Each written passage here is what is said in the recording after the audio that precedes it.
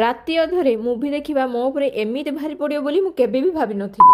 10ଟା ରାତିରେ ସଙ୍ଗାତ ଦଳ ମିଶି ମୁଭି ଦେଖିବା ପାଇଁ ସଡନ୍ ପ୍ଲାନ୍ କରି ବାହାରି ପଡ଼ିଲୁ। କିନ୍ତୁ ଟ୍ରାଫିକ ଭିତରେ ଏମିତି ଫସିଗଲୁ ଯେ ମୁଭି ଦେଖିବା ଭାଗ୍ୟରେ ନାହିଁ ବୋଲି ଭାବି ସାରିଥିଲେ। ଯାହା ହଉ ବହୁ ସମୟ ହଉ ପଛେ ପହଞ୍ଚିଗଲୁ। ପହଞ୍ଚି ସାରି ମୁଭି ଦେଖିବୁ କଣ, ଯେମିତି ଜାଣିଲୁ ଆହୁରି ମୁଭି ପାଇଁ ଟାଇମ ଅଛି, ସିଧା ଡ୍ରେସ ଦେଖିବାରେ ଲାଗିଲୁ। ଆରେ ଆମେ ଝିଅ ମାନେ ଏମିତି, ଯୋଉଟା ଆମେ ଭାବିକି ଯାଇଥିବୁ ତାର ଓଲଟା କରିକି ହିଁ ଆସୁ। ମୋ କଥା ଆଉ କଣ କହିବି, ମୁଁ ତ ଗୋଟେ ବଡ ନାକରା ଜନ୍ତୁ। ଆଉ ଯୋଉଟା ମତେ ପସନ୍ଦ ଆସିବ ସେଟା ନ ଦେଖିଲା ଯେ ମୋ ମୁଣ୍ଡ ବି କାମ କରେନି। ଯୋଉଠି ଦେଖିବି ମିରର, ତା ସାମ୍ନାରେ ଷ୍ଟାଇଲ ମାରି ଫଟୋ ଉଠେଇବା ନିଶ୍ଚିତ। ସେ ଫଟୋ ଉଠଉ ଉଠଉ ଦେଖିଲି ମୋ ସାଇଟ୍ ରେ କେତେ ଡିଜାଇନର ୟୁନିକ୍ ବେଗ ଥିଲା। ବେଗ ଦେଖିକି ସିନା ମନଟା ମହିଗଲା, ହେଲେ ତା ପ୍ରାଇସ ଦେଖି ବେଗ ଟାକୁ ଧୀରେ ରଖିଦେଲି। ଆଉ ଗୋଟେ ବେଗ ସିନା ମତେ ପସନ୍ଦ ଆସିଥିଲା, ହେଲେ ତା ପ୍ରାଇସ ଦେଖି କଣ ଆଉ କହିବି। ସିରିୟସଲି ମୋ ହୃଦୟ ପୁରା ଦୋହଲି ଗଲା।